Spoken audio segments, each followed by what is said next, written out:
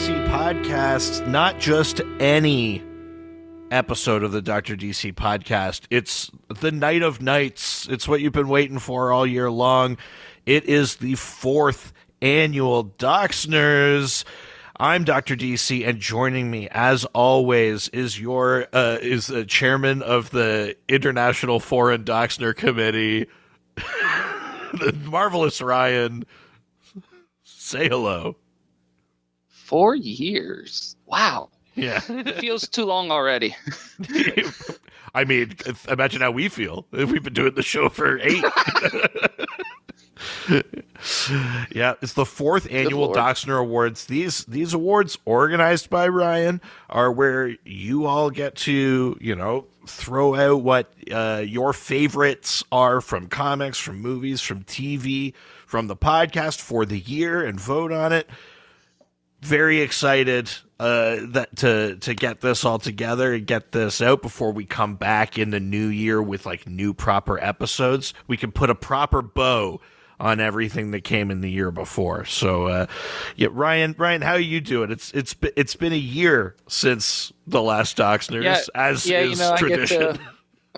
I get to be on for this episode, when there's we're going to do anyone who's ever guested before gets something. I don't get asked. I just do this. I'm fine with it, though. Let's do it. Listen, I'm excited. This is now your 4th appearance, more appearances than many guests get. Yeah, I know. I'm very lucky. Actually. Yeah, there you go. I joke and I make fun. And, I say my feelings are hurt when I'm not considered staff or things like that. But you know what? I'm here for 4 years running. Let's do this. Listen, and based on the trend over the last 2 years, this might even be more appearances than Richard. So well, you're doing great. Starting off 2025 strong. That's 1 for Ryan, 0 for Richard so far. Yeah, exactly. There you go. All God, right. I'm never coming back after saying that. Well, it's okay. He doesn't listen to these. All right.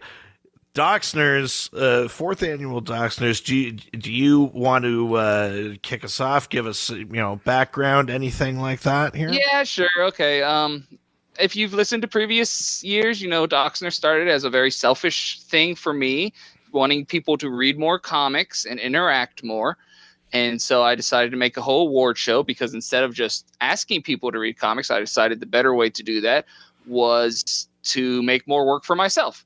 And fine, I'm dealing with it. But every year we go over the best things in movie TV land. We go over comics because of course we do. And then, we tip a hat to the podcast and we go over a few things from that too. Because why wouldn't we? I mean, that's about the right weighting system, I think. That seems fair. Every year we start with movie stuff, then we go into comics, then we end on the podcast because we got to end strong. It's debatable if we end strong, but we always laugh a lot, and that's what's important. If this is your first year listening, I can't pronounce names, as you will find out eventually. Do you know what? I actually completely forgot that detail of this. I can't wait. I'm so goddamn excited for this. Can never pronounce names. I know more about movies than comics anymore. This is going to be great. I read exactly 4 books this year.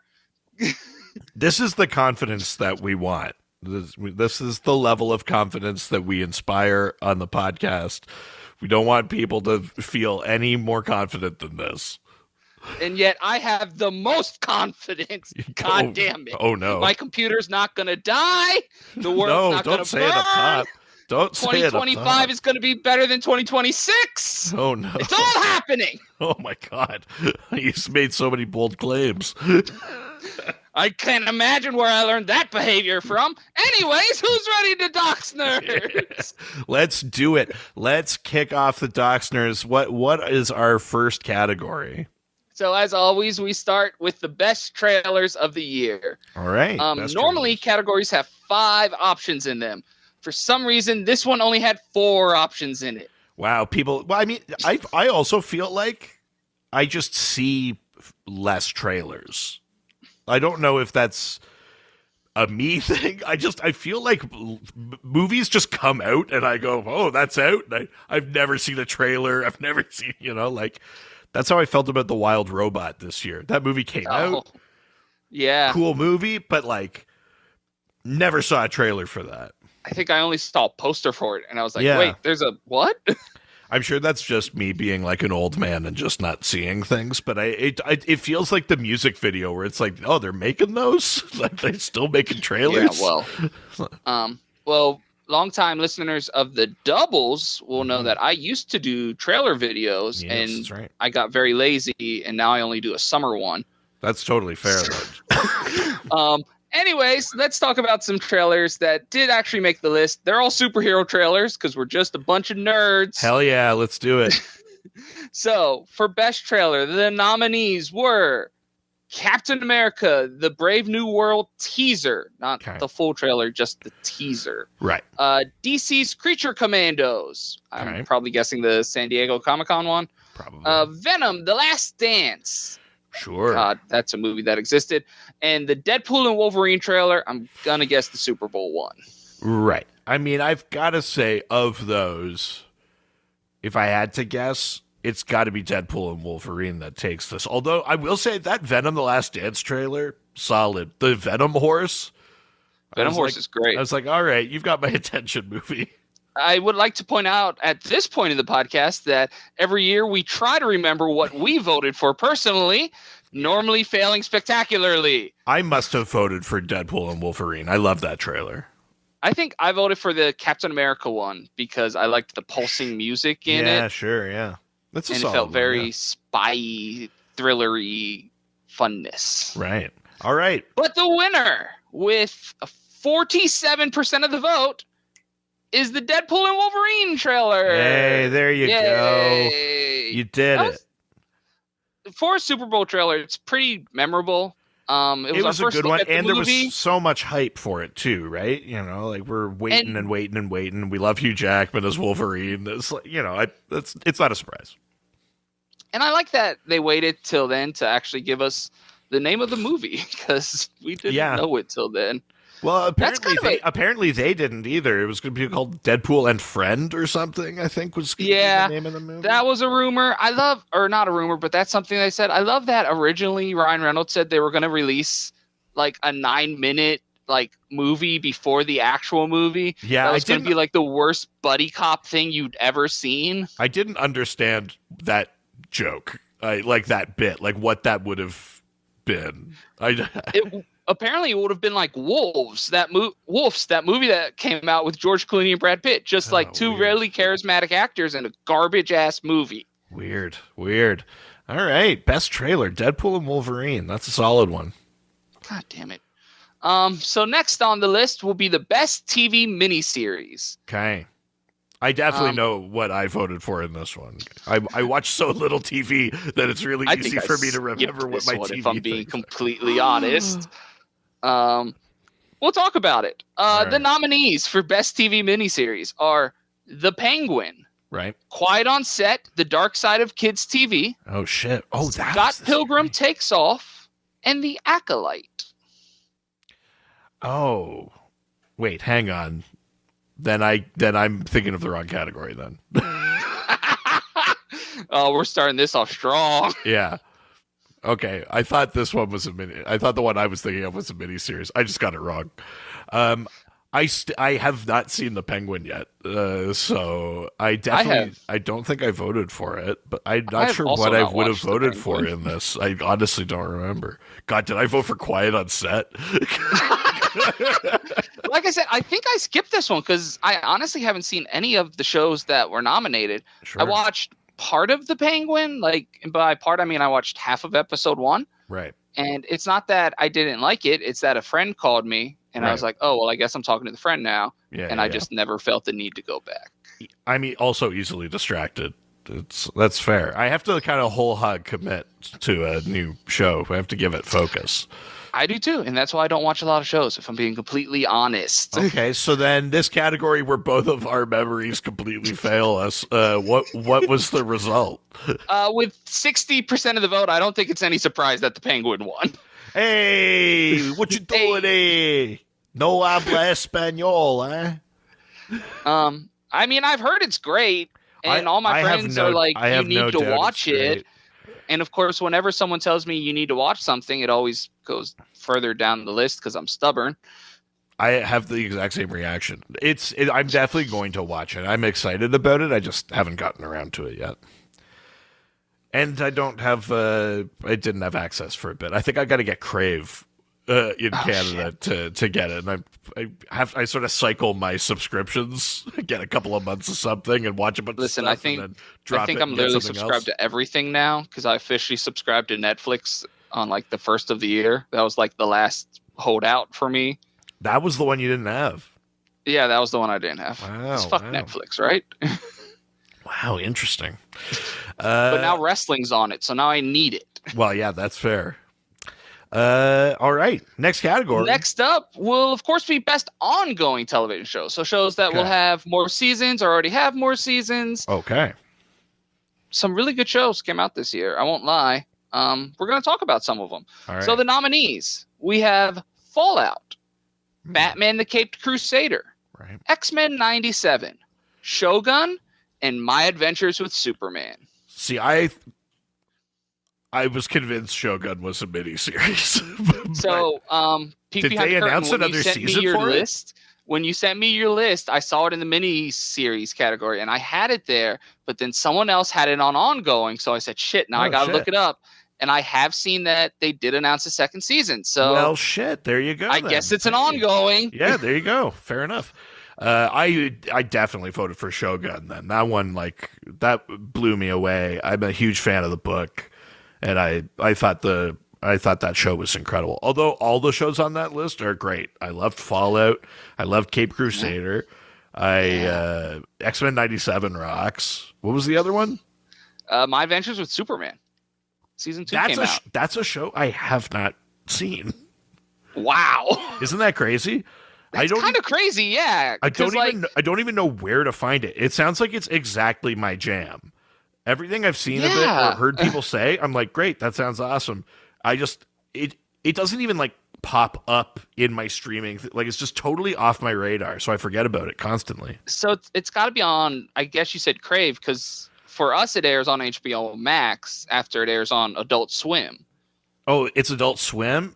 Yeah. Then maybe I have access to it now. Adult Swim goes to Stack TV in Canada, so. Well, fair enough, but listen, it airs on Adult Swim. I won't guide you through all of the streaming options in Canada here, but listen, this podcast is going to be long enough as is. We don't have time to go over how streaming services work. Yeah, that's fair. All right, what did you vote for? I think I voted for Batman the Caped Crusader. Honestly, sure, yeah. It's been a while since we've had a fun Batman cartoon. I thought. Did you have a favorite episode out of that one? Maybe the Clayface one? Yeah, that's what I was going to say. I love that Clayface one. I really like the Two-Face stuff at the end. Yeah. Just because I think Two-Face is my favorite Batman villain. He always has been. Yeah. So I really like that stuff, and I love that it's Dietrich Bader, I think, is playing Two-Face, and he plays Harvey so fucking smarmy throughout the whole show. Yeah, it's good. And then they kill him, so, fuck me, I guess. Yeah, no, that's fair. That's good. All right, so then who won? So winning with 31% of the vote. Tighter race. Very tight, actually. The second place had 27%, so it was very close. But the winner is My Adventures with Superman. Hey, there you go. Nice. Way to go, Superman. We're doing it. Yeah. Wait till next year when Superman wins all the fucking awards. Calling that shit already. It can already win trailer for me, so that's fine. Yeah. God, it's so good. I'm so excited. Speaking of movies, though, that's the next category. All right. So, the best movie of 2024. I guess we should also mention, just since we just kind of said it, the Docsners nomination year is November to October. Right. Yes. We're on all sorts of weird fiscal years here. But I'll mention it again now, just because we mentioned that Superman trailer. That is eligible for next year. So don't have your pitchforks ready to kill us because Superman didn't win this year. It's winning next. I mean, it's going to be nominated next year. Yeah. Hint. It's wink. winning next year. Yeah. I know you we're guys are having gonna fun. fuck me on this now and make sure that it loses. It's about, you've been on the show 4 times now. It's about time you learn the ultimate lesson of guesting or hosting on the show is don't say your hopes and dreams out loud, because then an organized response will do the opposite to you. Yeah, but I'm normally friends with the organizers. No, Aha. no, No, you crossed the I'm picket line. fucked. You're with us now. You're management I'm now. fucked. Yeah. All right, best movie. Who are our Best nominees? movie. I just want to say before we start talking about movies, I thought when the year began that we were in a great movie year because Okay. I saw quite a few and I was like, this was a great movie year. And now we're at the end. Well, I guess we're at the end of the year. Right. Movies sucked this year, but there were a few good ones. Sure. Right. So let's talk about a few of them. The Right, nominees. We have Dune 2, Sure. Alien Romulus, Right. Deadpool and Wolverine, Okay. Trap, Yeah. and one I want to talk to Doc about because Okay. Doc's the one who nominated this. And I couldn't believe it when I saw on my list that Doc had nominated Longlegs. So Longlegs Yeah. is the 5th nominee. Yeah, baby. Doc, you are a notorious scaredy cat when it comes to movies. Yeah. What possessed you to go see Longlegs? Oh, I'm a big scaredy cat. I get scared easy, but I like horror movies. I just don't see them often.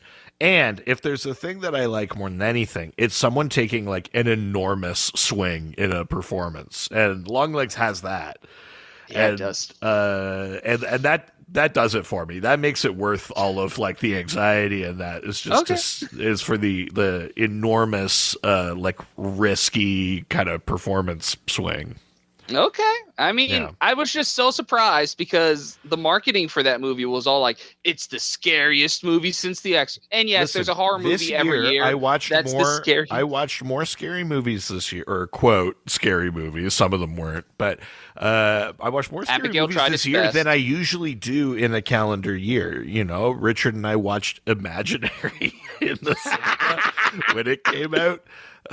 Just an absolutely deranged movie. So funny. I watched. I watched Trap. I was about to say, it says something that 3 of these movies are horror movies. Trap, Longlegs, and Alien Romulus are all. Yeah. Trap, you could argue if it's a horror movie or not, but Romulus and Longlegs are definitely horror movies 100%. with scary moments in them. Yeah. No. I love that. I don't remember what I voted for this. I might have. Oh God. I might have gone Dune 2. Dune 2 is definitely what I voted for. Dune 2 is my favorite movie that came out this year. Like, normally I have to caveat this and be like, well, the movie that was my favorite didn't. No, Dune 2 was my favorite movie that came out this year. It's my favorite theater experience. Paul Atreides riding the worm is my favorite scene of the year. Like, just hit all these boxes for me. Loved it. Yeah, totally. I mean, really easy to make an exciting movie out of just the climax part of a book. So, yeah.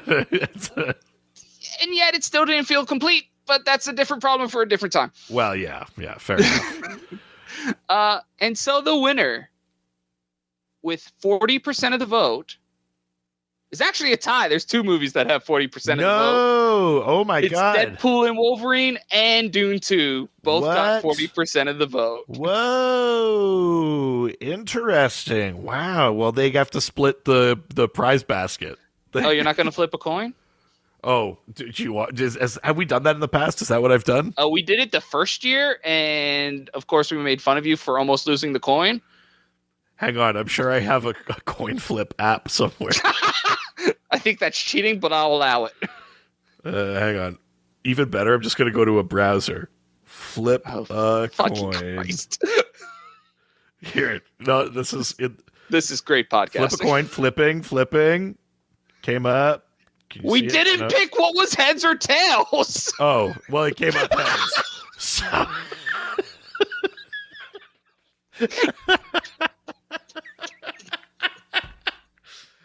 Okay, here's what I'm going to say then. Heads is Deadpool and Wolverine. I'll flip it again. Heads will be Deadpool and Wolverine because they wear masks. Tails will be Dune 2 because it's like a worm. An anus. A tail and a worm. Here we go. Anus. Let's flip this thing. The worm looks like an anus. Tails.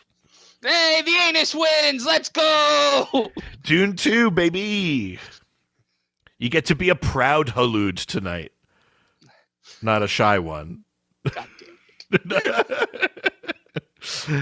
Oh, there you go. Best movie. Nice. What do we got next? It's really good. You can't argue with it. I agree. I think it looks great. My only critique of that movie is they shouldn't have put Christopher Walken in it. He's too distracting. He's too Christopher Walken. And it's not his fault. I think he's actually trying not to be, but he's just too distracting. You can't put him in there. Listen, I saw Nosferatu recently, which is eligible for next year. Again, weird timelines. Anyways, really liked it. Willem Dafoe is just Willem Dafoe in that movie. Right. And he's trying his best, but he's just Willem Dafoe anymore, I think. There's the one still they released from that movie where he's arms wide and he's kind of cackling or whatever. And I was like, oh my God, if they make him do the fucking Boondock Saints scene, but in the 1700s, I'm going to lose my mind. That's hilarious. It's a good movie though. I don't want people to think I didn't like Nosferatu. I really did. Yeah. And I did like Dafoe in it, but he's just Dafoe. And that's fine. Fair enough. That's fine. Some actors are just that actor. Sometimes that's what you want out of an actor. We've only ever wanted Connery out of Connery. Rest in peace. Yeah. Speaking of actors, that's actually the next category. Long pause. Wow. I mean, I'm not going to edit this. So. No, okay, year 2 proved that one. Thank you very much. Yes, I know that this will not be edited. Yeah. All right, best actor. Best actor. Okay. Some good nominees here. I'm going to keep saying that, but you guys know how to nominate stuff. Who would have thunk it?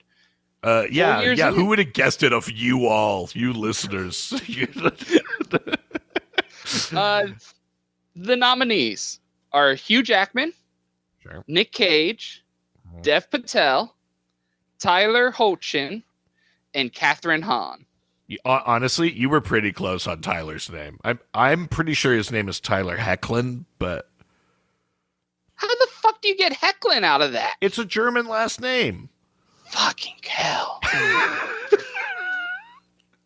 I thought we were going to do good. I'm normally good with the actors. He is American, though, so I'll throw out he might be Hoechlin because he's American. I'll throw that. Hoechlin makes more sense than Hoechlin. Well, Hecklin because would be that. It makes sense if you know German. At any rate, who knows German? Germans? This guy.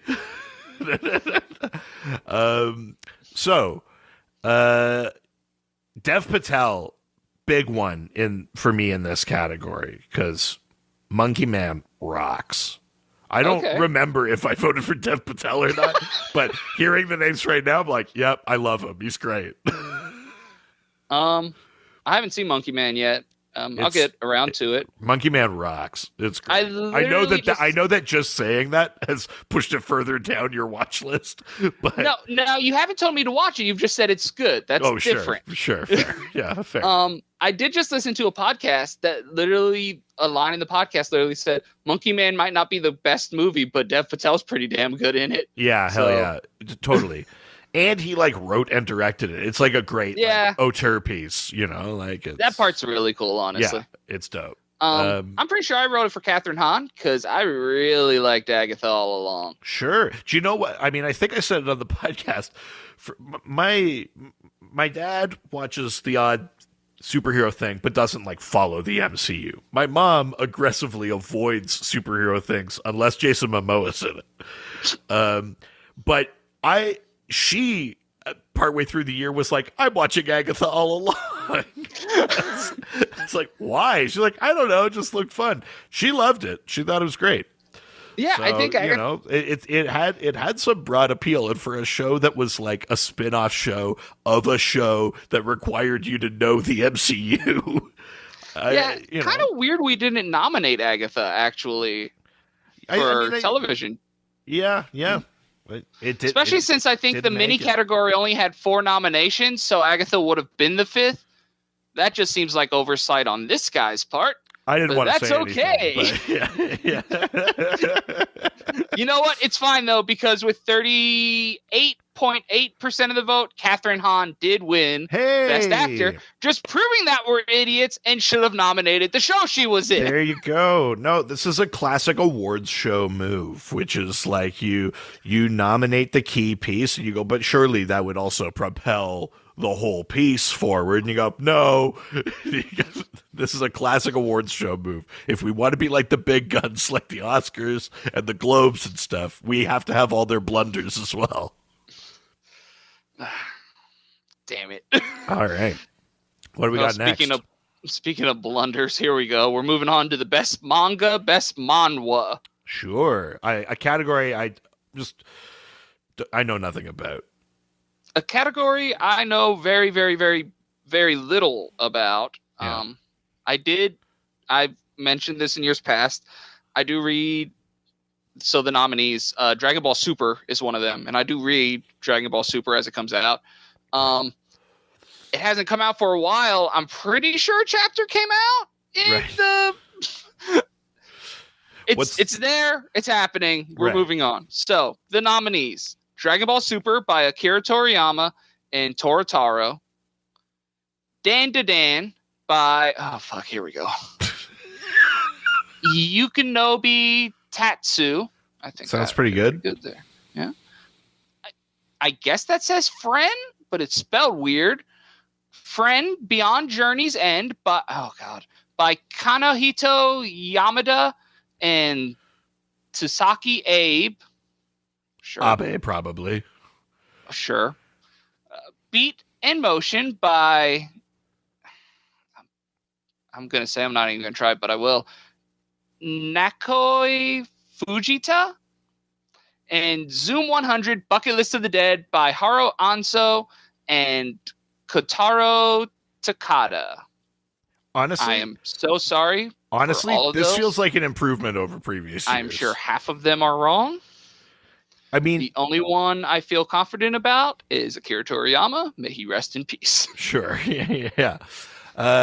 All right. Who's the winner? Or yeah, I'm guessing you did. I'm assuming you voted for Dragon Ball Super. Since I did. It's the only one I've read. Wouldn't it be wild if I was just like, no, I voted for the Friend Beyond Journey's End. Yeah. That friend looks like it's spelled wrong. I loved how I couldn't say it, so I voted for it. Yeah. Yeah. I refrained from voting in this category because I know nothing about it. Probably smart. Yeah. Probably smart.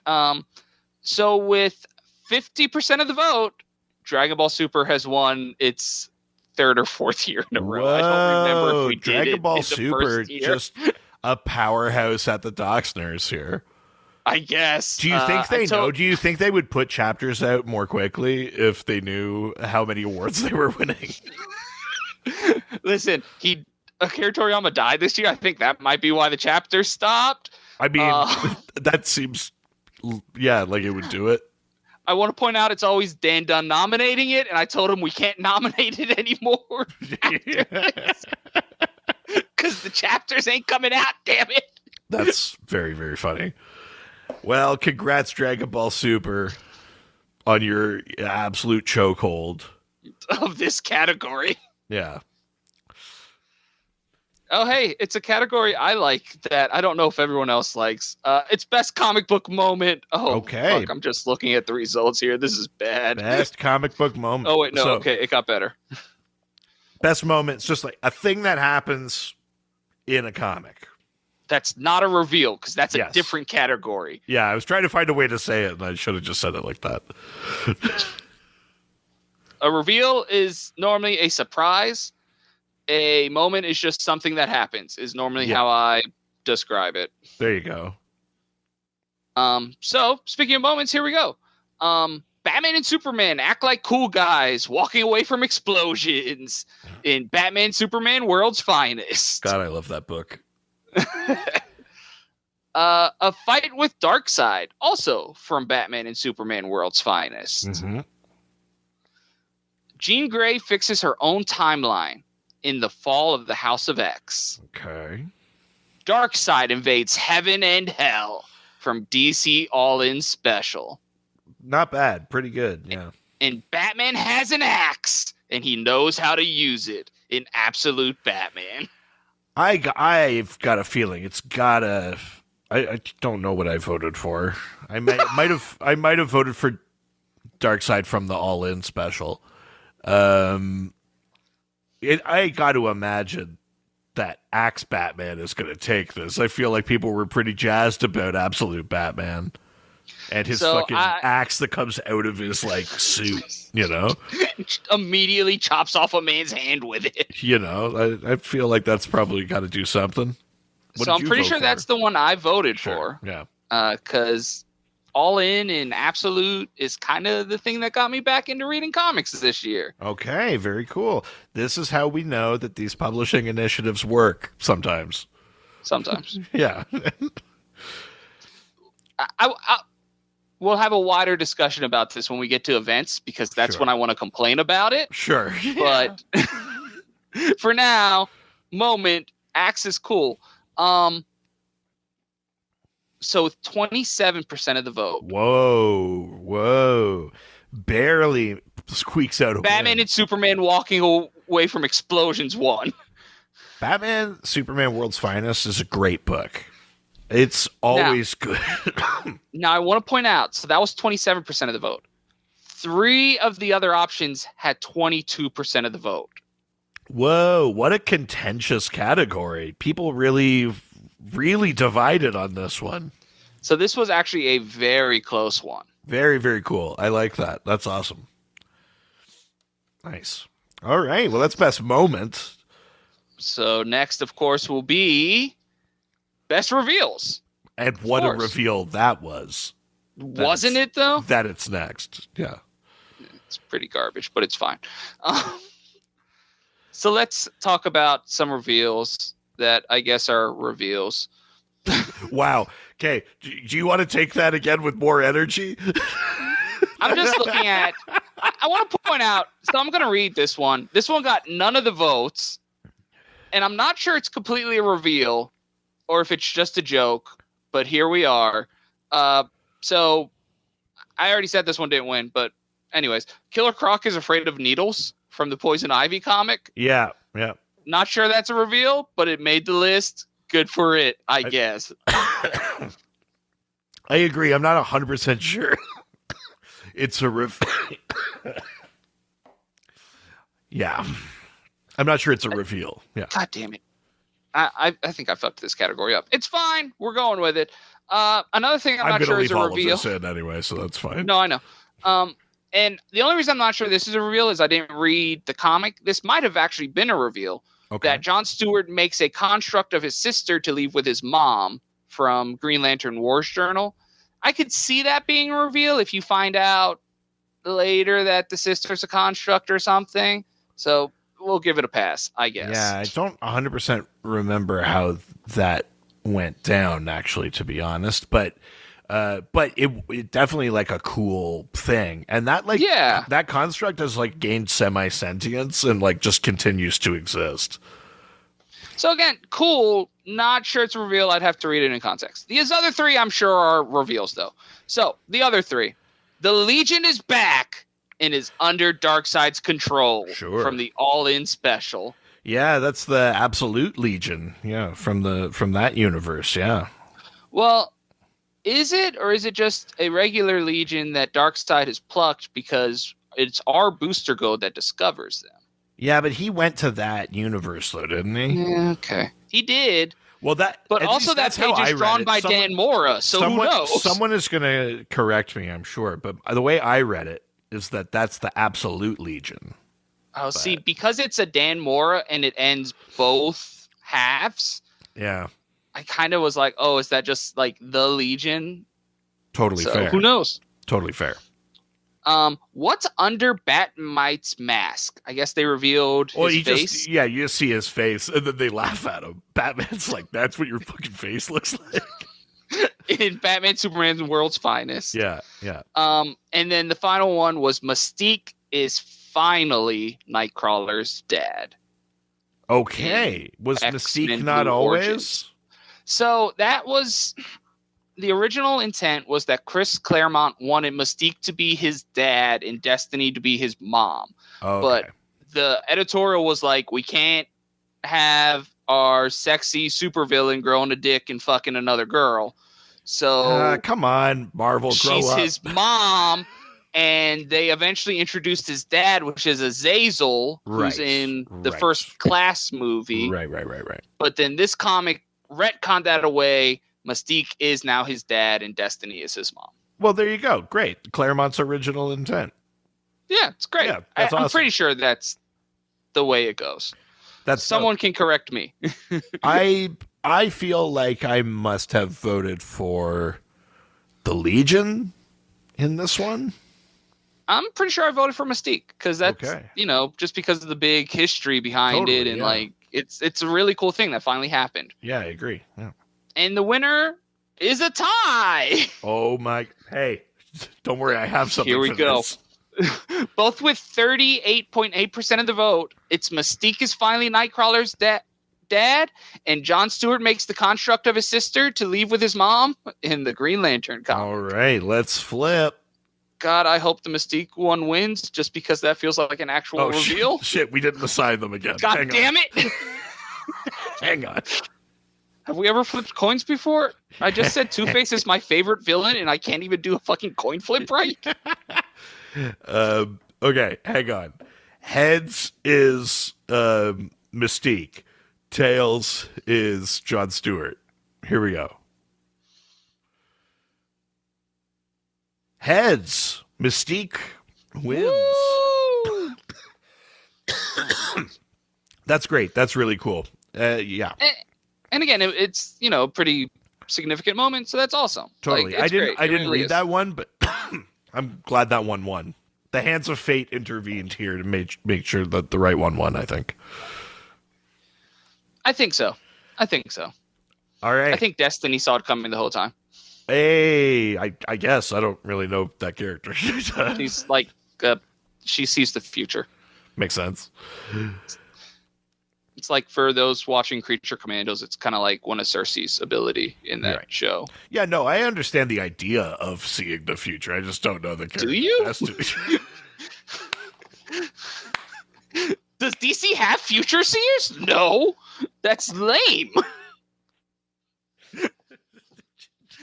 You don't know things that aren't in Marvel. This isn't a Marvel podcast. I think we proved that when push came to shove, I could fake my way through a Marvel episode. I'm not going to talk about that episode because it made me irrationally mad.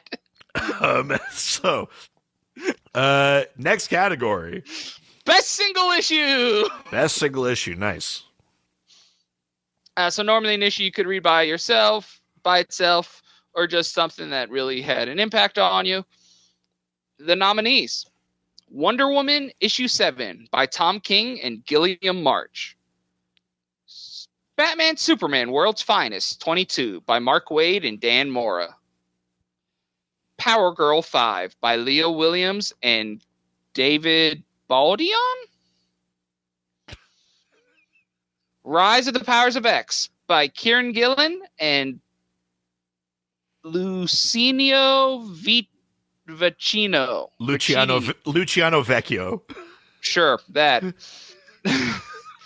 And Ice Cream Man 39 by W. Maxwell Prince, Chris O'Halloran, and Martin Moraz. Yeah. Orzo. Morazzo. Yeah. There's no T in that name. Yeah, it doesn't either. There's 2 Z's and it's Italian. Z's? Listen, the rest of the world would disagree with you. Yeah, but USA. Wait, I kind of hate my country right now. Yeah. ASU. Yeah, there you go. Yeah, I mean, off the top of my head, just going by those issue numbers, I do recall Wonder Woman 7 is pretty solid. That first arc, I mean, we're still dealing with it, but like that first arc introducing the Sovereign as a new villain, like the secret king of America, it was great. There's some really good like stuff in there. 7 might have been an issue with Steve Trevor. Um, I think I probably voted for Ice Cream Man because I think I'm the real Ice Cream Man stan in the group, and part of that was that I thought that the series was done, and then all of a sudden I had the new like collected edition to pick up like with my pulls, and I was like, oh shit, good, it's still going, and so I was sort of delighted. Is 39 the issue? No, it can't be because there's only 3 creatives on it. Isn't there an issue that has like each page is a different creative team that's coming out or came out? There was one where they did it where it's, I mean, first of all, not every issue, but many issues are like just the main creative team doing a take on an iconic comic. Like there's one that's kind of like Watchmen. There's one that's kind of like For the Man Who Has Everything. There's one that's got like they take some of those things and do them. I can't remember. I think there is one that has like every couple of pages it changes and there's something different about it. I'm not sure if that's 39 or not. Do you remember what you voted for this? I won't lie, I just looked it up. It's going to be issue 43. It's the one okay, there you go. Talking about. I'm pretty sure I voted for Power Girl because I've been enjoying the Power Girl book. Issue 5 is the streaky issue. Oh, that issue is great. The streaky issue of Power Girl is so good. Yeah. I've really been enjoying Power Girl, just in general. It's been fun. It's been a good one. I like her kind of new power set. Her like sort of, I like that she almost has like, it's like a weirder kind of tactile telekinesis where it's like she has like tactile telepathy, like she can go into your mind and then punch your thoughts. Except I don't think she even does that anymore. I just kind of love the setup of her powers that she's like sort of psychically attuned, but only in the way that helps her punch. Like, right? Yeah, I kind of love that. I liked that when that was a thing, but again, I don't think that's been a thing in that comic for a while. Yeah, no, I'm a little bit behind, but no. Who knows? Anyways, winning with a crushing 58% of the vote is Wonder Woman Hell issue yeah.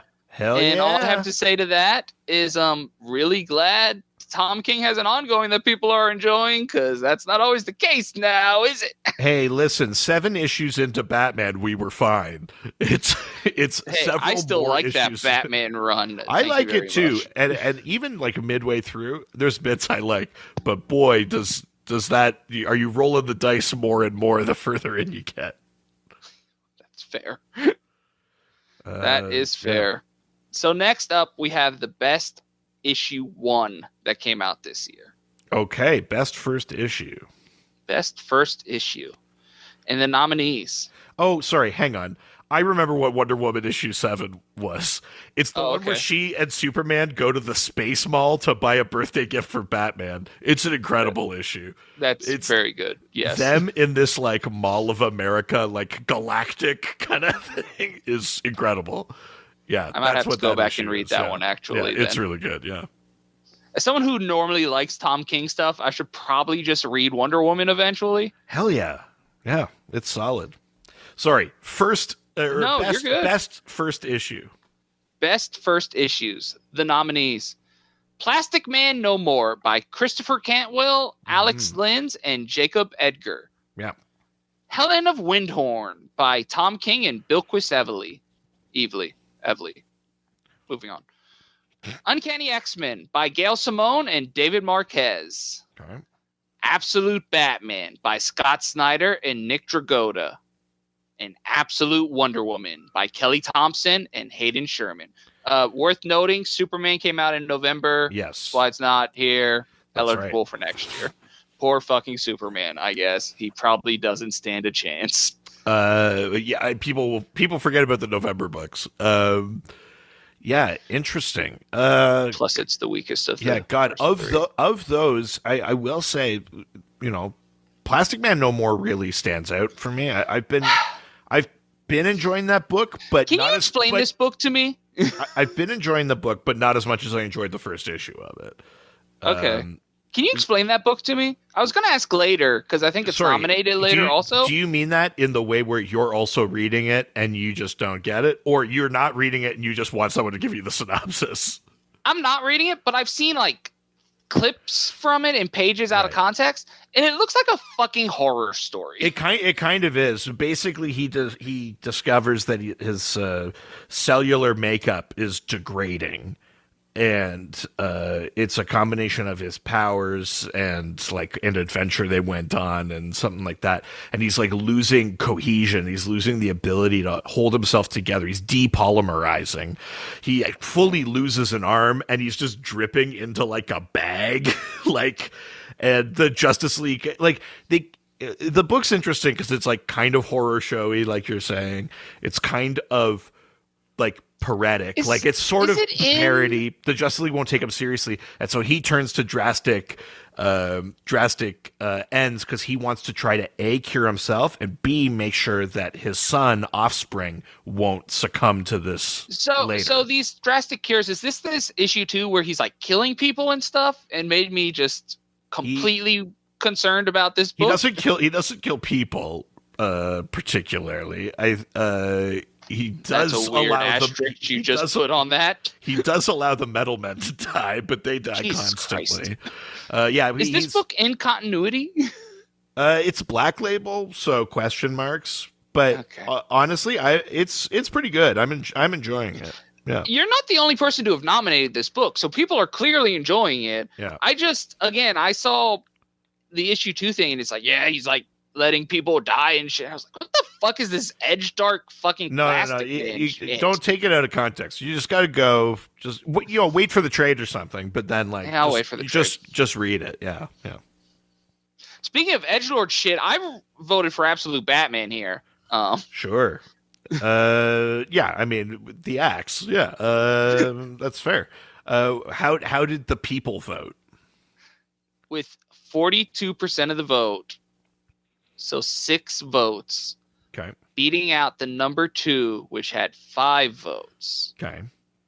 Absolute Wonder Woman has won the poll. Nice. Very, very cool. Absolute Wonder Woman cleaning up in a couple of categories. That one honestly surprises me. I kind of thought Absolute Batman was going to run away with this one. I won't lie. I like it. I think that's great. We all know that Batman is good, and there's lots of good Batman stories. So, I'm here for Batman not necessarily winning everything. I mean, that's fair. Moving on. The best original graphic novel, and this was best original graphic novel / one shot.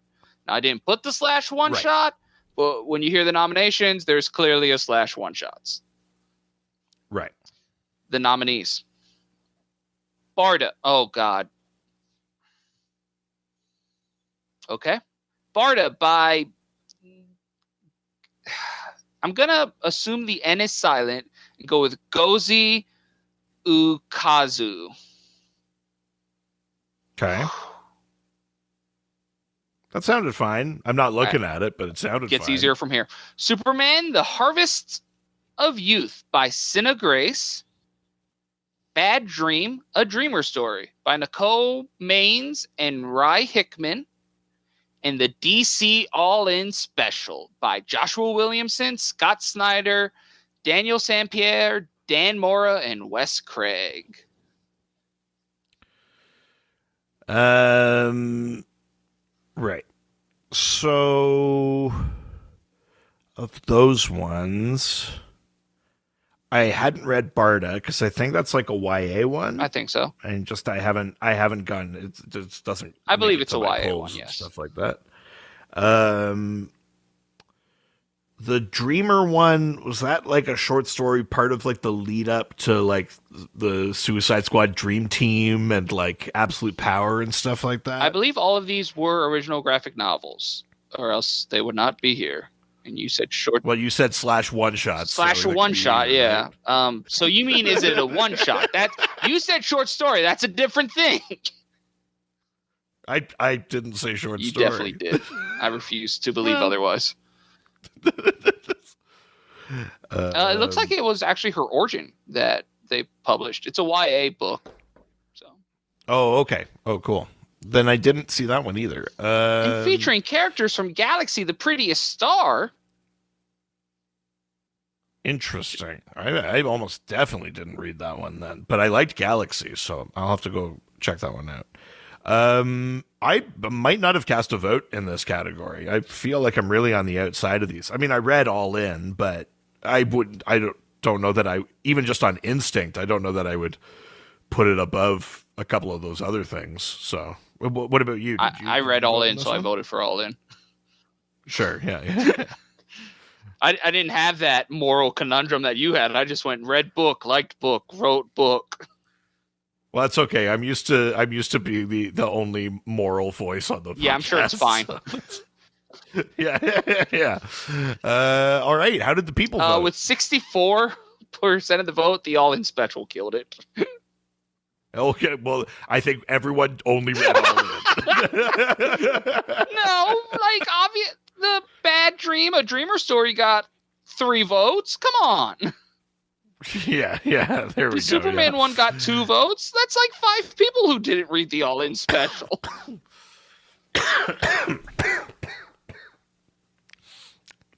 Very funny.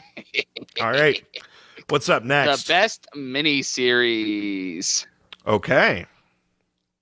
Where is it? Oh, I found it. Okay. Best miniseries. So again, best miniseries, limited series, you know. The nominees. Zatanna, Bring Down the House by Mariko Tamaki and Javier Rodriguez. Gotham City Sirens by Leah Williams and Mateo Lolli. Lolli? Lolli. Lolli. I'm not looking at it. I can't help.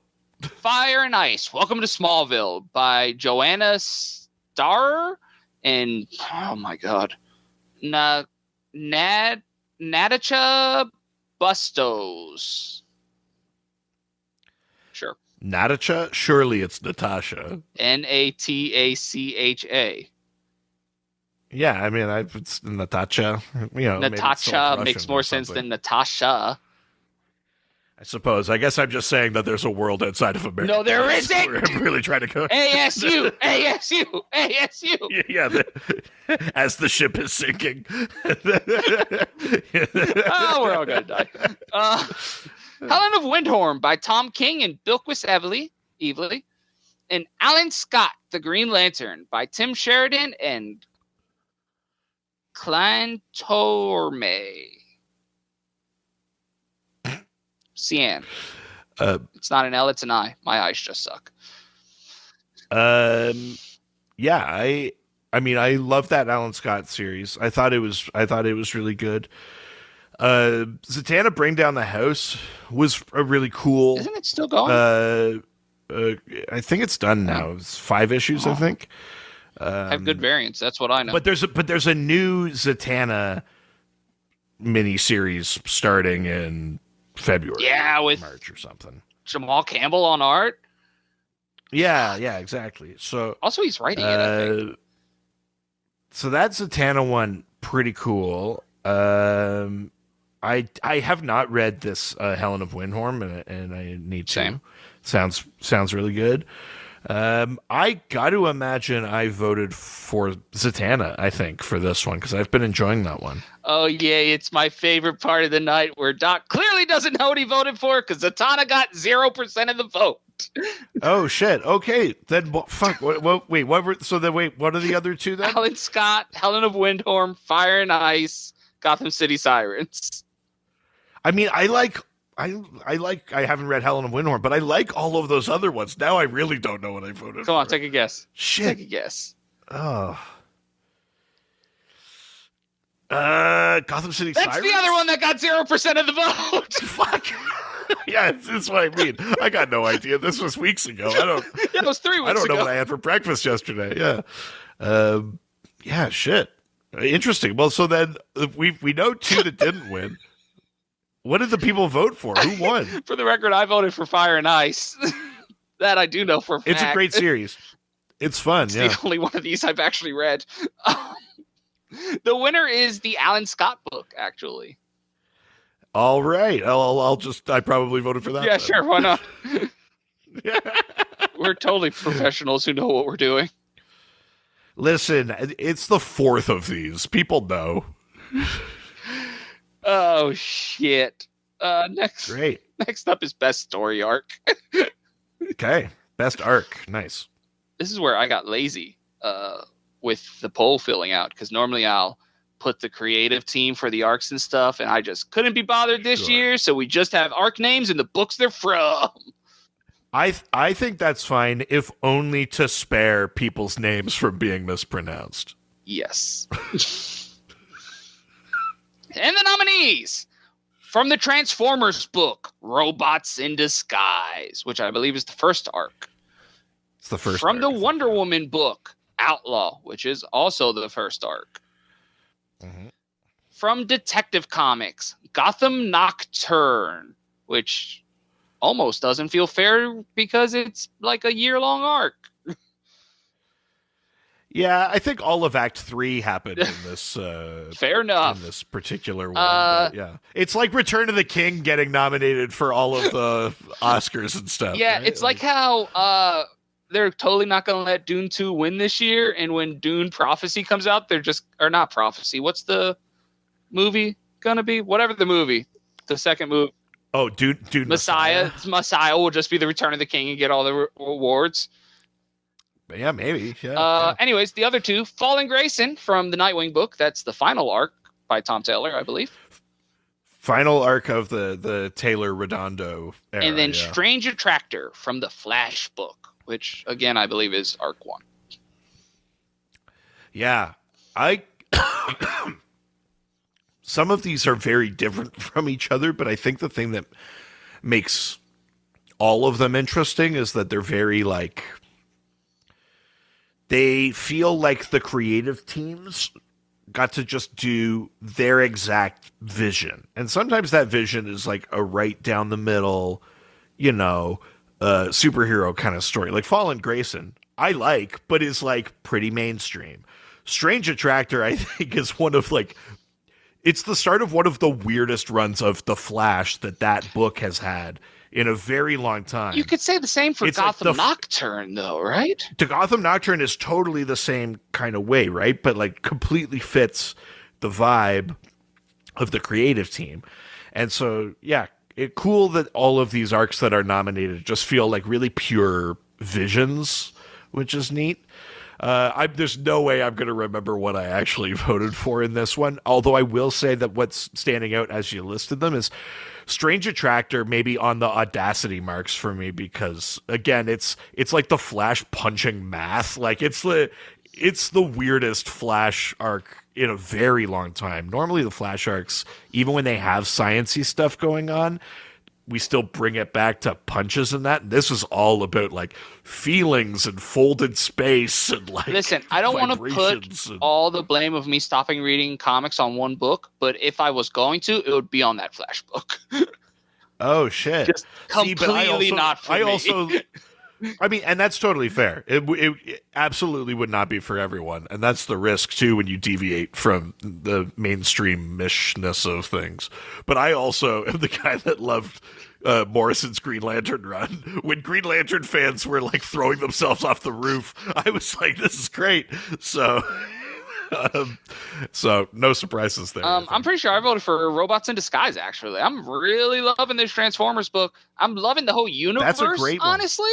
The whole Energon universe is good. Right. I've only read that first arc, but it's solid. I really liked it. Yeah. All right. And the people with 29% of the vote each, it's another tie. Oh, my God. Between Transformers and Wonder Woman. Transformers and Wonder Woman. All right, you have to call it first this time. I swear to God, we can't keep doing this. Okay, Transformers is heads. Wonder Woman is tails. Because they're robots in disguise. Here we go. Heads. Transformers! It goes to Transformers. Transformers, robots in disguise. Great. Best arc. There you go. Love it. Nice. All right, what do we got next? Category I'm not excited about. Okay. I'm not gonna lie. It's best comic event. And like, God, talk about just some garbage fucking events this year. Yeah, I mean, I don't know that I'm quite as salty I about it, but think they're like I think here's the thing: we go from having too many crises in the last call it 4 years, 4 or 5 years, and you go, okay, well, what kind of events would we do without that? And then you get a year kind of full of those, and people go, and you go, okay, well, like, what do we want? yeah, but I think there's a middle ground where I wanted more out of Absolute Power. okay. And I think Absolute Power let me down. I was more or less okay with, at least in DC, more or less okay with Beast World. And I don't read enough ongoing comics from outside of DC Right. to know what the events were So, outside of that kind I of will stuff. say I don't know if it counts as an event, but in Image, Radiant Black did a big crossover thing. Very funnily, the two trades for it, because it's collected in two trades. The first one I think is called Crisis On, and the second one is Infinite Earths. I mean, that's pretty good. I like that. That's Very pretty cool fun. arc, though. Maybe an event. Even though on the Marvel side, like, I guess Fall of House of X, Rise of Powers of X was decent, but a lot of people got let down by it, I think.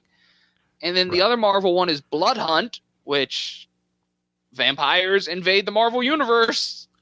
Oh, haven't they? Don't they have a Blade for that? Yeah, but he's like leading the vampires or some shit. I don't. God damn it, Blade! We give you one job. And the only thing that I care about to come, and yes, I'm about to spoil Blood Hunt because fuck it. The only thing I care about that came out of Blood Hunt is that Doctor Doom is now the Sorcerer Supreme of Earth. I've seen some of this, yeah. And it's leading into some cool stuff. So you know what? At least we got that, I guess. Yeah. The nominees. Yeah. Okay, let's just have them. Let's hit me with the nominees. Fuck events. God, I'm over them. We better get good ones this year. The tone of these awards. Listen, is so insane.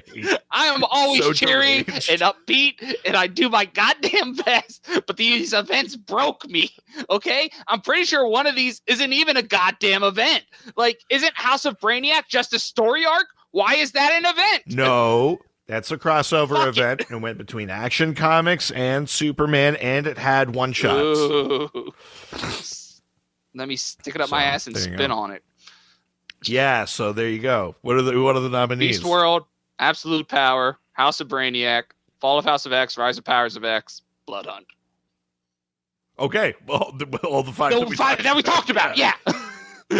Yeah. Okay. You know what's not nominated here? What's that fucking Nightmare event? Or was that last year? Night Terrors? Night Terrors, I think, was last year. Like, maybe it had a couple of issues that crossed the because didn't Beast World start like immediately after it? No. God, I hate events. Or maybe it did, but Night Terrors started in like August. So Beast World would have been in like the next year's Docsners thing, I think.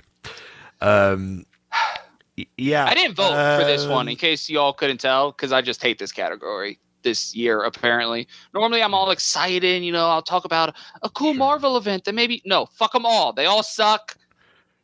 Sure. Fuck events. Well, I'll say, as the resident person that maintains a tone of a podcast, do you? I probably voted. In this one. I almost certainly didn't vote for Absolute Power because, like I said, I was sort of let down by it. Like, it was a really cool premise that was, like, I think immediately overcomplicated and undone too quickly. Gave us all in, at least, I guess. I think I probably voted for Beast World because I at least enjoyed the sort of impacts on the Titans, and I was enjoying the lead up to Absolute Power. And Beast World's a big part of that, and so because Absolute Power hadn't let me down yet, I was like, yeah, okay, let's see where this goes. God, I'm just gonna keep complaining. It's fine. Doesn't Beast World have the shitty reveal of that Dr. Hate is like Raven's evil half or some shit? Not in Beast World. God damn it. Beast World just has the reveal of Dr. Hate, has the reveal of a helmet of hate. None of the stuff that is disappointing about it happens in the event. See, I thought hate came at the end of Night Terrors. Oh, yeah, sorry. Hate does come at the end of Night Terrors. I don't think Beast World is the reveal of that. I think that happens later. I could have sworn that was the... Someone's going to correct me, I'm sure. But I'm pretty sure that's not during that event. But. It's all right. The events are over. It's time to talk about ongoing series. I promise I'll pick the energy back up. You didn't say who won. Who fucking cares? That's how much. That's what I care about. It's an award show. It's the only reason we're here. Beast World actually won. I thought I had said that, and that's why we were talking about Dr. Hate and shit, because it was Beast World that won. Jesus Christ. I can't even blame it on being late. It's not even that late.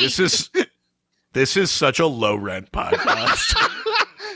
Listen, I was so proud of last year. Okay, so proud. You came in too hot. Icarus flying too close to the sun. I think this year I just came in and was like, "It's year 4, baby. Fuck it. Y'all know what you're getting." I mean, if our podcast year 4 was any indicator. What are you talking about? That was a great year, right? Actually, it probably was. I think it was podcast year 6 or something was where the wheels really fell off the wagon.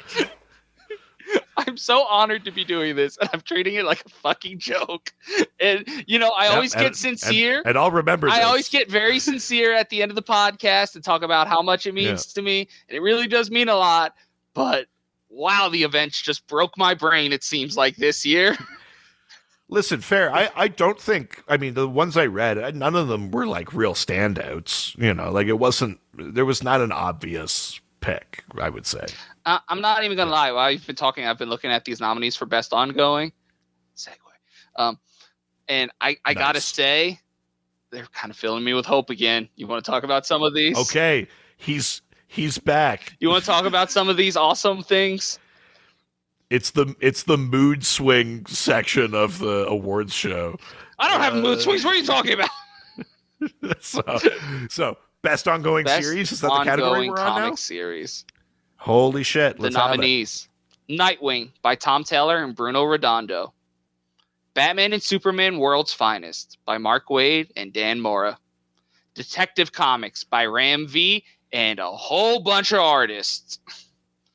A ton. Yeah. Wonder Woman by Tom King and Daniel Sampere and others.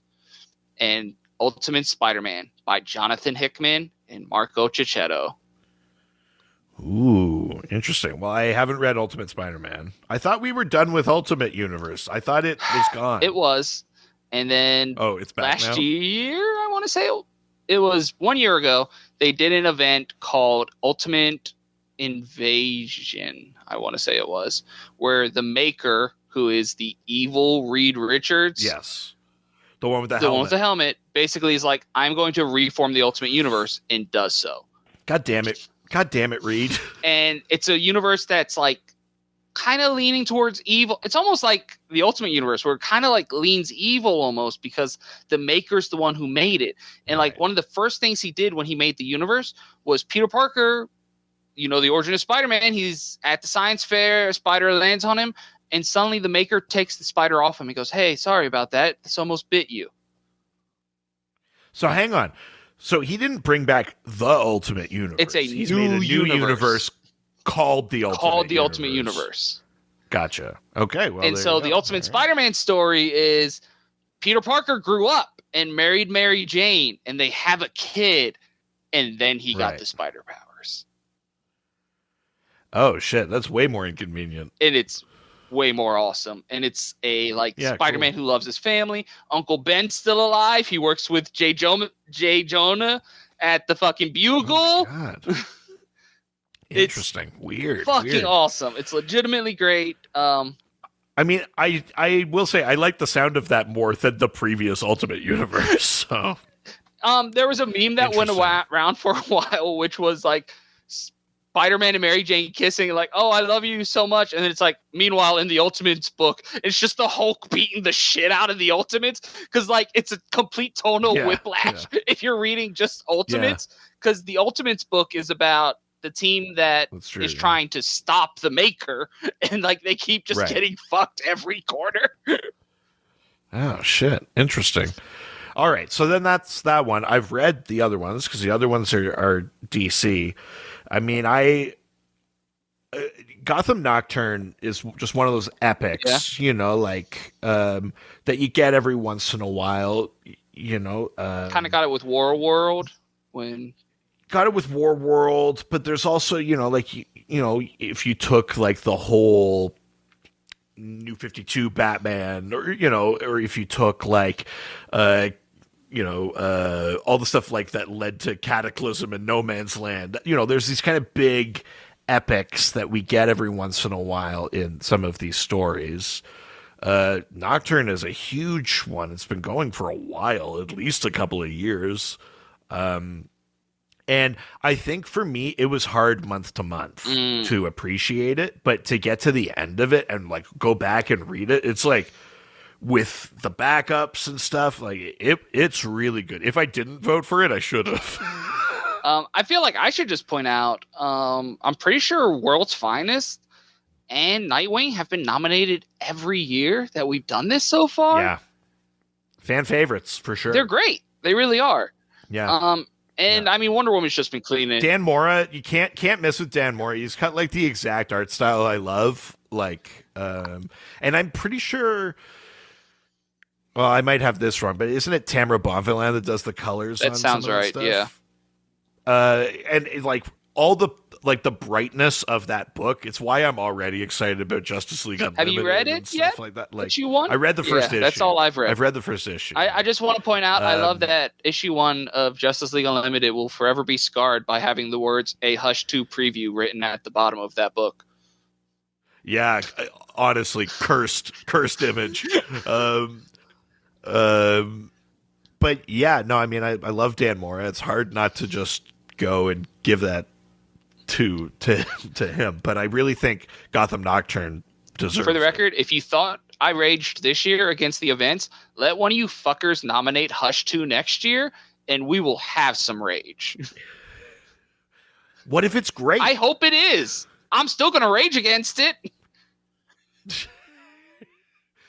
Yeah, what I want is For the Day After Tomorrow. I want a sequel to For Tomorrow. I just love that, Chip Zdarsky is having this, I guess, controversial, but a run that I'm enjoying on Batman, and they're just like, hey, get fucked, dude. Jeff Loeb's coming back.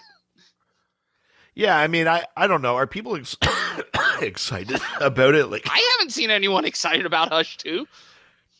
It feels like even more off base than when they keep like defrosting Frank Miller for New Adventures. Listen, I love the Frank Miller insane variant covers that keep coming out each year. That's fine, but just have him do that. Don't make him write a whole book. All right, you know what? I need to. All right. I need to know if you know this, Doc. I need to know if you know this. You are the DC guy, right? Okay. Did you know that in the 20th anniversary trade of Hush, there is a 5-page story that might segue into Hush 2? No, I didn't know that. Because who's picking up the 20th anniversary trade of Hush? Why are there 5 new pages in this book? You all know this now who listen to this podcast, by the way. You're welcome. It's really fucking stupid. It's so everyone knows in Hush gets shot off the bridge and falls into the river, and then the Riddler stuff happens. Yeah. But Hush ends up in the river. Yeah. The 5 pages is basically the Joker's the one who fished him out. Cool. Who the fuck needed that? That's all. Why is this in the trade? Can I just say I love that we just screeched to a halt mid-category to soapbox a little bit. Hush 2 is such a bad idea. I agree, but we can litigate that another time. Anyways, the other book. Who won? The other book we need to talk about quick is Wonder Woman. Wonder Woman's great. We've talked about it a lot the rest of this podcast. It's a 3-way tie for what won. Good luck flipping your coin. I don't have a... Hang on. God damn it. He's going to find a dice. But now we have to give them numbers. And anyways, the 3 that won are Wonder Woman, Ultimate Spider-Man, and Nightwing. Okay. They each had 25% of the vote. Roll a D3 die. Did you pick the numbers? I'm letting it load. I'm doing this all in browser. Don't worry about it. So, sorry. The three again. Wonder Woman, Ultimate Spider-Man, and Nightwing. Okay. 1 is Wonder Woman, 2 is Spider-Man, 3 is Nightwing. Sounds good. Let's do this. Roll that dice. Start. Have you ever actually seen a D3 die? On. No. Yeah, they're really stupid looking. God, it's still going. Why is it taking so... Oh, I have to... And we have been failed by technology once again. 3. Nightwing. So that's Nightwing. Last year, it's never going to be nominated. Well, who knows? Maybe people will like the new creative team, but yeah, there you go. A fitting end to the Taylor Redondo era. Then Nightwing wins Best Ongoing. So that is the last of the books part of comics, but there's a lot more to comics than just the books. We have the writers and the artists still. That's right. Yeah. So the nominees for Best Comic Writer. I think I can actually say all these. Tom King, Mark Waid, Kelly Thompson, Tom Taylor, and Daniel Warren Johnson. Ooh, do you know what? I may have cast my vote for Daniel Warren Johnson. I think I might have too. It was either him or Thompson. I really like Kelly Thompson. Kelly Thompson's great. I mean, all these people are great. All of these are great. Mark Waid's an obvious one. I feel like even with absolute power, he's great. We can say the same thing about Tom King with Heroes in Crisis. Maybe these people should just stay away from events. Well, you know what? I think, but if events are where things can go off the rails a little bit. I think that's understandable. Yeah, exactly. All right. Do you remember how you voted? Like I said, I think it's probably Kelly Thompson. Might have been Daniel Warren Johnson. Sure. This is honestly a hard category. This is like the first one that actually looks like I would have had to think twice before voting. Sure. Okay. Well, how did the people vote? It's a tie again. Holy shit. What kind of tie? Just 2. Get your coin out. I'll get back to the website where I'm flipping a coin. The 2 winners, according to the people, are Tom King and Mark Waid, each with 26% of the vote. All right. Heads is King. Tails is Waid. Here we go. Tails. Mark Waid takes it. Hey, can't argue with that. Batman, Superman, great. Absolute power, lesser of 5 evils, I guess. Fine. I want to clarify. I'm disappointed by that event, like what it did, but there's some awesome moments all through it. And some of the best stuff in that event is the Jadestone stuff, the Amazo that like absorbs the Starheart and then like learns heroism. I'm like, that shit is like, it can't help itself from being a hero like Alan. I'm like, that shit's good. I don't care what people say. That shit is good. It's just stuck in the middle of a boring event. Fair. You know what? I'll give it to you. That's fair. But yeah, Mark Waid, there you go. Best writer. I mean, he's got a pretty good chance of winning next year also if Justice League's anything to go on. Totally. All right. Best artist. Love an artist. Hey, remember last year when I said we were going to start doing covers this year and then that didn't happen? Maybe we'll try again this year to get best cover going. Yeah. You keep saying we like it's my fault. I mean, I blame you for everything. Sure. The good and the bad. Yeah. That's the theme of the podcast. Yeah. It's fine. I want you to know I say it's fine a lot more in my daily life thanks to you than I ever had before. You're welcome. You're welcome. It gets me through the day. Nominees for Best Artist. We have Bilquis Evely, Peach Momoko, Bruno Redondo, Daniel Sampierre, and some guy named Dan Mora. I don't know. Oh, man.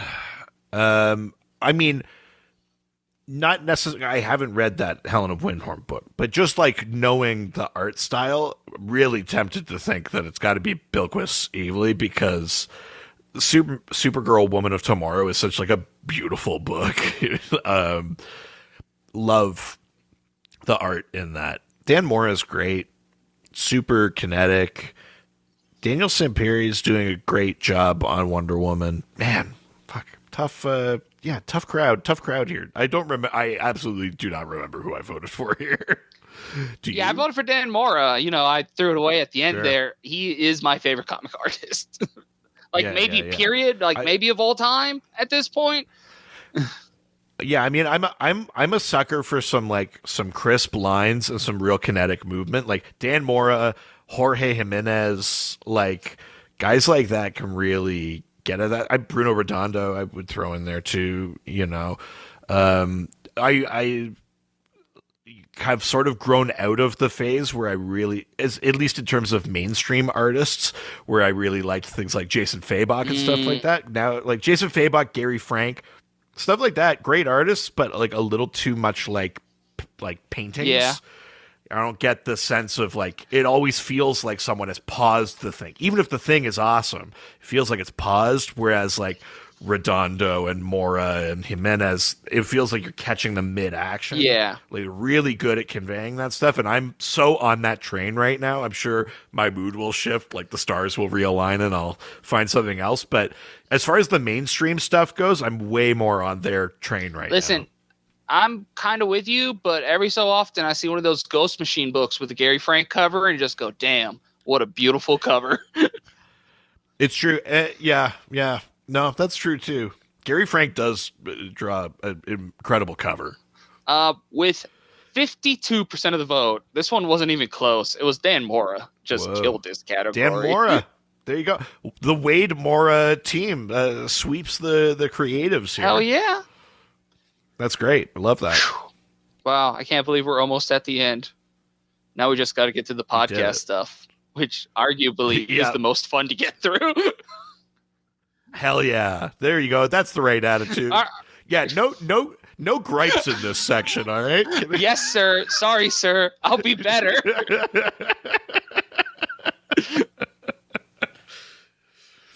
All right, let's do it.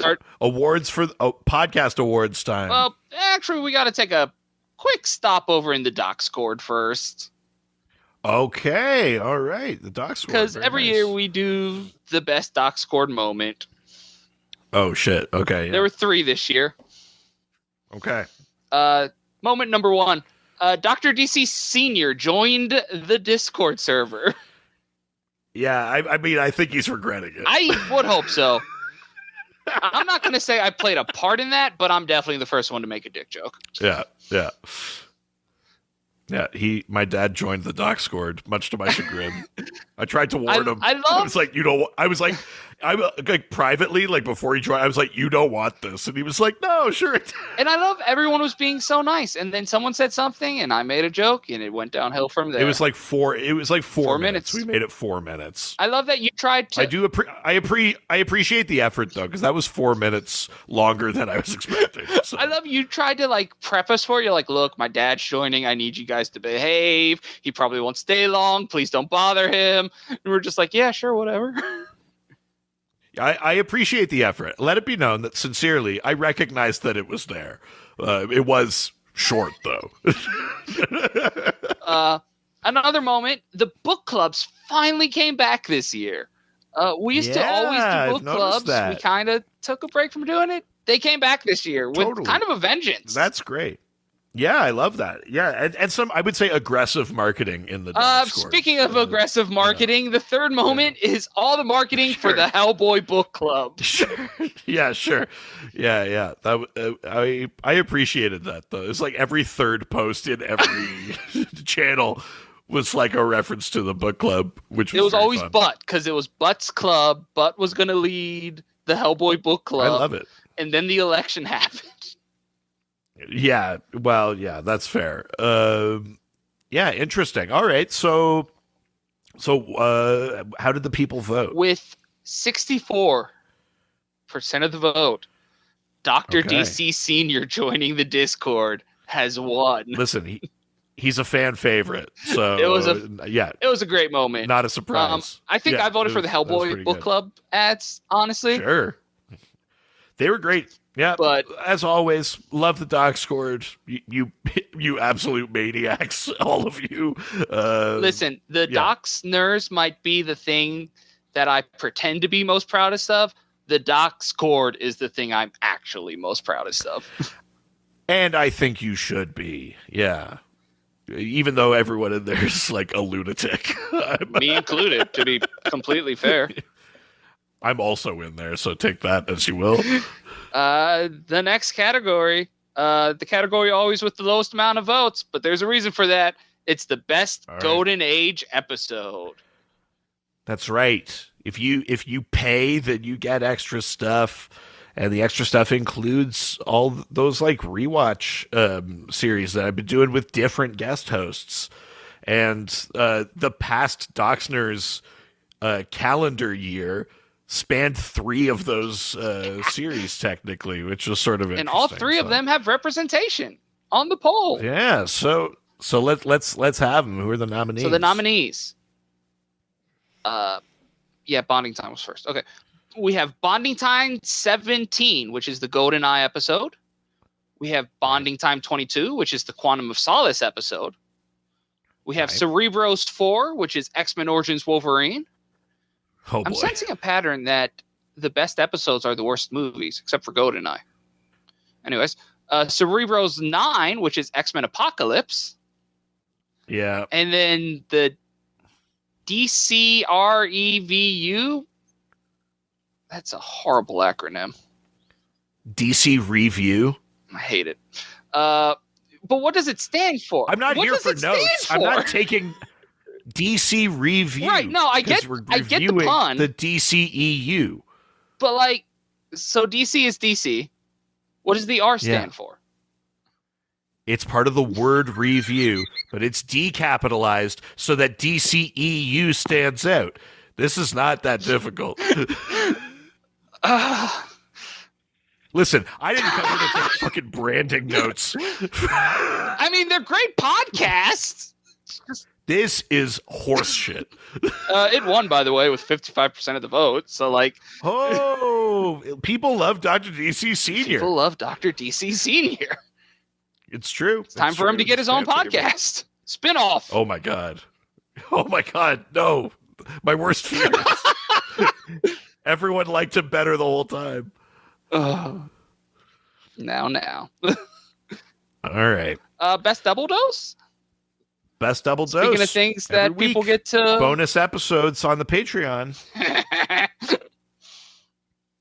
There's all sorts of great stuff. Oh, yeah, there is. Let's talk about 5 of them. We have... hold on. I always do this in order. What's the first number here? We have number 264, which is the first schmoozing episode. Right. Yeah, just at the tail end of last year, right at the start of the Docsners voting cycle. That was like just before Christmas last year. We have episode 272, which is DC Almost Projects. Yeah, we talked about all the kind of canceled or like never made it to production or development sort of ideas of things that had been announced by DC over the years. We have episode 282, which is Rosalie Lightning. Oh, that book destroyed me during prescribed reading month. I mean, that was awful. That's the saddest book I've ever read. That's always his goal, isn't it? Is to just mentally destroy you? It sure was this year, but I also think if you go back, he was working through some stuff. That's fair. Episode 294, which was online quizzes. Okay, yeah. That was the one where we thought we would go back and forth and do a bunch of quizzes, but the first quiz I picked was so long and so deranged that the entire episode is almost only that one. And then episode 302, Basketball for Money. Yeah, Basketball for Money. Now, so I don't know this because I pay for the Golden Age, so I don't know the deal because I didn't pay attention. Was the video only for Golden Age, or was that also for just the Silver Age? No, I think that went up for Silver nice. Age too. Hey, when are you just going to release that video for free on YouTube so everyone can see the basketball? Well, it's funny that you say that because fucking Richard put it on his TikTok today. I saw that in my For You page. So the day we're recording, I was like, the fuck is this? I was like scrolling through stuff. So it's out there. Well, if you want to see the fun edit of us missing a bunch of basketball shots. It's pretty funny. People must have thought it's funny because with 50% of the vote, Basketball for Money has won. Wow, Basketball for Money takes it. The episode where Richard cowered out and wanted to play horse instead of a pickup game. Yeah. Yeah. No, that's a good one. Nice. That was part of Challenge Month. Also noticeably, it is the episode that Richard starts describing the crimes he's committed, and I think you had attended your first therapy session by the time that episode came out. There's quite a bit to unpack in that episode. Yeah, there's a lot in there. Yeah, that's a good one. It really is. Nice. Yeah. Get the Patreon. Look, I get nothing from the Patreon, and I'm still going to show for the Patreon because the Patreon honestly has great shit. Let's rephrase that. You get stuff from the Patreon, just not money. That's what I meant. You didn't need to clarify that. I get nothing from the Patreon. We can't put "I get nothing from the Patreon" in the ad. That's if we're trading notes about brands and stuff. Right. Sorry, sir. Yes, sir. I'll do better, sir. Let me shill better next time. Yeah, please. Thank you. All right, that was best double. What else we got? We have 2 more categories. All right. So, did this one have the most votes of any category? Yes. Ooh. Okay. The most votes of any category. The best podcast moment. Best podcast moment. Okay. All right. What were our nominees here? I love that you're going to have to explain all of these. This makes me so happy. Yeah. Sure. Yeah. We have the reveal of the DCREVU. DC Review. It's the easiest thing to say. Yeah, I know, but it's funnier if I read the acronym out. This is fucked. You want to talk about when you revealed it, or you just want to talk about how I keep saying the acronym? It's fine.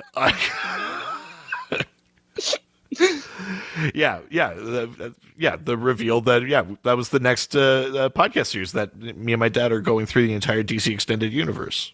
I guess you're almost done with it, because then the Suicide Squad just come out? It comes out, well, I'm not 100% sure when this will actually drop, but we're around there, so we're around. That's the one that's been getting hyped up in the Discord. I'll say it like that. Yes. Yeah, exactly, yeah. So that's a fine moment. Sort of surprised that actually made it to the nominees, though. Well, we only had 3 nominees, so that might be. I mean, come on, you gotta. There might be a reason for that. There might be a reason for that, though. Yes, I think that the interest was concentrated. We had the birth of Epuary. Epuary, maybe our greatest theme month we've ever come up with. A month of episodes. That's different from the other month of episodes. Well, there's no theme November. Right. That's the one I always forget. And there's Epuary. And then, I don't know how I forget no theme November. And then there's also a month. Well, I mean, we had the one that we came up with later in the year too, which was Quarch. But that could be nominated for next year's Docsners. I'm not even gonna bury the horse. With 79% of the vote, the winner is I'm Mr. Imagination. I can't believe that was this fucking year. I'm so upset about that. Yes, I froze trying to come up with a nickname for Kyle Rayner, and I said he's creative. He could be called Mr. Imagination. And I got dragged for weeks on both shows. Over on Ghost Facers, where they had no context. I've been dragged for, months at this point for being Mr. Imagination. My wife didn't bail me out, and Richard was the big hitter. I don't know how he got a cool-ass nickname. Just be glad your name in the Docscord didn't change to Mr. Imagination. Mr. Imagination Land? That's what the Docscord's name should be. Oh my God. No, I'm saying just be glad your name didn't change, not the whole Docscord. No, that's true, I suppose. But at any rate, it did bring us together. So, well, most of us. Yeah, that's pretty good. Nice. And so the final category is, of course, the best main feed episode. All right, here we go. Let's have the nominees. Who are the nominees? We have episode, this is the first one, 409, which is Heroic Deaths with Alex Jaffe. Yeah, which, spoiler alert, was not the book we read did not feature a heroic death. Love it when it works out like that. Episode 427, which is Lanterns of Earth. Again, see Mr. Imagination. That's where Mr. Imagination happened. Yeah, it was that one. Episode 435, which is Superman's pal Jimmy Olsen. Yeah, that was us talking about like the first appearance of Darkseid and the Harrys and all the weird Kirby shit. Episode 459, ... and Friends with... Oh, that was with Nug Nargang. Yes. See, I wasn't going to butcher that one. I just let you say it instead. Yeah. A podcast friend of ours that we've met on our travels to do live shows and stuff like that. Really cool guy. We talked about all sorts of like weird C and D list characters on that one. That was a fun And then episode 462, the 9/11 episode. Yeah, we had an episode come out on 9/11, which is like, that's like second Christmas for me. Was first Christmas not getting to talk about it on your sister's podcast? I guess I should. Oh no, I guess I should just clarify. First Christmas wasn't the original 9/11. I just mean that there would be two Christmases in a year, and one of them is 9/11. One of them was, and now the third one is January 6th, right? Like you now celebrate that one pretty religiously. I wouldn't say celebrate, but observe. Yeah, we did an episode on 9/11, which was like, that was hard to ask for questions for the episode. I think you could hear me in that episode doing the whole episode through gritted teeth, trying to like keep it respectful. Even 23 years later, a difficult tone to maintain. Well, with 52% of the vote, the people must have appreciated it because the 9/11 episode won.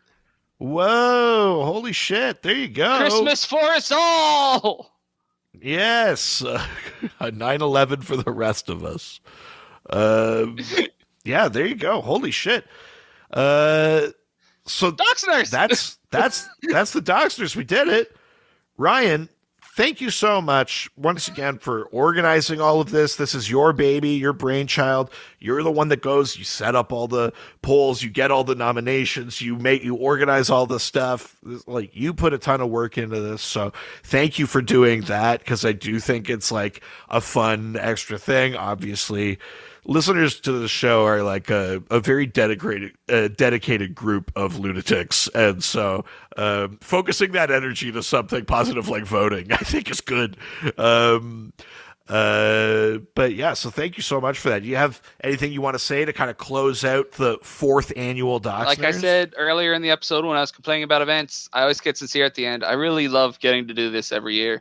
I love bugging people for nominations and tallying it all up, and I know sometimes I take a few extra days to do it, but I always get it out, and I love seeing the votes for the polls come in. And Doc could tell you, I was like, you posted them on Reddit, because for a while they the votes weren't changing, and then like they started coming in again, and I just love watching it, and I keep it open on my phone and like refresh it. Especially the first week, almost every day I'm refreshing and just watching everything happen. I love doing this for you guys. I hope you guys love it as much as I love getting to do it. So thanks for letting me do this, as always. Yeah, of course. That's great. Yeah, thank you so much. Thank you all for listening, everyone that's out there. Thank you. If you're on the Patreon, thank you for being a Patreon subscriber. You know, all of these things help to support us and what we do and keep us going. So I really appreciate that. And we're going to be back very, very shortly with new episodes. It's a new year. I posted that new episodes were coming out shortly, and like 4 people on Instagram started putting hashtag last year of the podcast. Hey, I've already said 2025 is going to be better than 2026. Let's go. Wow. So people are really rooting for it this time. No, I'm just rooting for 2025. I don't believe in 2026. Sure. You don't, like, conceptually? You don't? No, I just don't think it will exist. I live in America, you see. Oh, good. Oh, I see. Well, for those of us that live in, And brace yourself, the rest of the world. SUA, SUA. Yeah. There you go. Yeah, no, thank you everyone for listening and for subscribing and however you support. Thank you again, Ryan. And we'll see you for new episodes in 2025. Can't wait. Adios. Bye-bye. This was a Brain Freeze podcast.